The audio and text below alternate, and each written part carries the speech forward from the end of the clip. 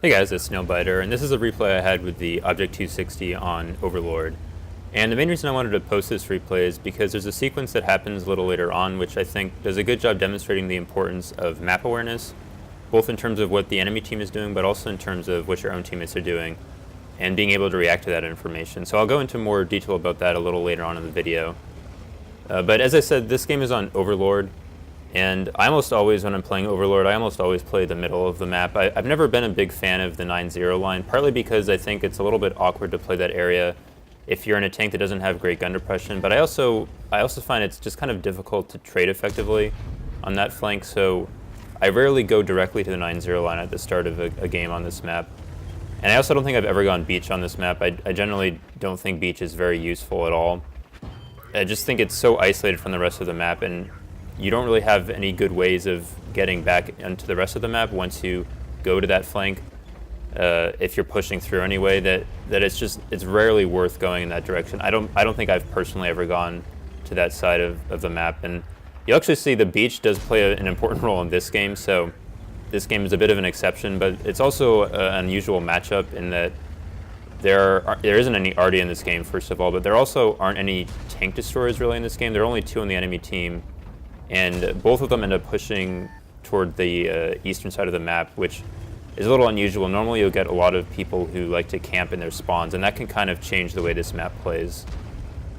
But as I said, I like to play the middle in this map, partly because it's a good way of getting early vision on what the enemy team is doing, but also because you can typically get a few free shots of damage off at the start of the game by going to this area, especially from the other side actually. I think the other side is a little bit better for this. But even in this game, you saw I was able to put a shot into that E5 who I think he must have been shot by his own teammates because he was down to 700 HP or something when I first spotted him. So I was able to shoot him, and I was also able to put a shot into the M41 pretty early on, and then I decided to reposition slightly and get a shot into that low as well.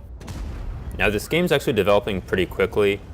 Obviously these E100s on the enemy team have pushed basically straight through the 3 or 4 line and are kind of wrapping up around behind us, so I have to turn around and deal with them.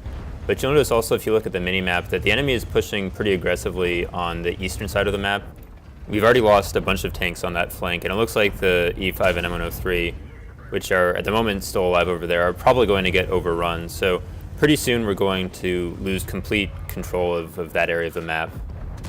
Now I'm just going to briefly pause the replay here because while right now I'm mainly just trying to focus down these E100s as quickly as possible, I'm also worried about my team losing east because, I mean, besides the fact that we're already losing by a bunch of tanks, at the moment I'm in a position where I'm somewhat isolated from what the rest of my team is doing, especially the 57 Heavy and Type 4 who have pushed down the 4 line and are going behind and flanking the enemy IS-7. And even the IS-7 who's occupied by the E100s, who's kind of near me, chances are that he wouldn't really be able to support me if I did get flanked.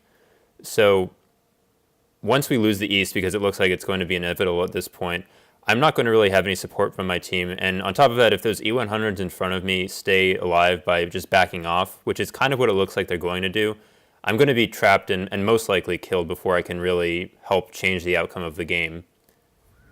So based on that, I decided at this point in the game that my best bet was to kind of force the issue with these E100s, even though I would probably take some or lose some of my HP. I'm still full of health at this point, so I can survive a couple of hits from these E100s. And I figured that even if I lost a lot of HP, if I could kill these E100s and then get back to where the rest of my teammates were, and especially those higher tier heavies were, that I would be much better off and have a much better chance of surviving than if I just kind of stayed put. So you see me push forward past that house. And even here, I know I'm going to get hit by moving up, and I took a bad shot there. I should have shot the lower plate of the E100. But I'm just trying to get away from the tanks that are pushing around behind me now from the eastern side of the map. And you can see I keep kind of checking behind me just to see how close they are to catching up to me. I got a bit lucky there with that E100 only tracking me for no damage. He probably would have killed me if his shot had actually done damage. And then fortunately my teammates were able to wrap back around behind that second E100 and able to take him out just before, I think just before he reloaded, and probably would have killed me as well. And then I saw this JPZ was rushing up behind me to try to kill me. And so I decided to track him there and then use this E100 as a bit of impromptu cover from him. And he ends up bouncing a heat round off my turret. And now obviously he's completely overcommitted and we have him surrounded, so my teammates are able to take him out. So a bit of a hectic 30 seconds to a minute there, where a lot of stuff happened. The other thing that I didn't really mention but is worth noting is that we actually had a couple of our lower two tanks who were flanking around on the beach, and this is where I was talking about the beach actually coming in, the beach flank actually helping in this game, because they were able to put cap pressure on, which forced some of the enemy tanks to go back to base and kind of split up there. And so that's partly why this score just all of a sudden got much closer than it was before, because the enemy team ended up splitting up between some of them going back to base and some of them just pushing forward. And while we lost the tanks that were putting cap pressure on the enemy, we also were able to kill both those E100s and then also take out the enemy E50M and the JPZ, who kept rushing forward instead of kind of playing a little bit more cautiously.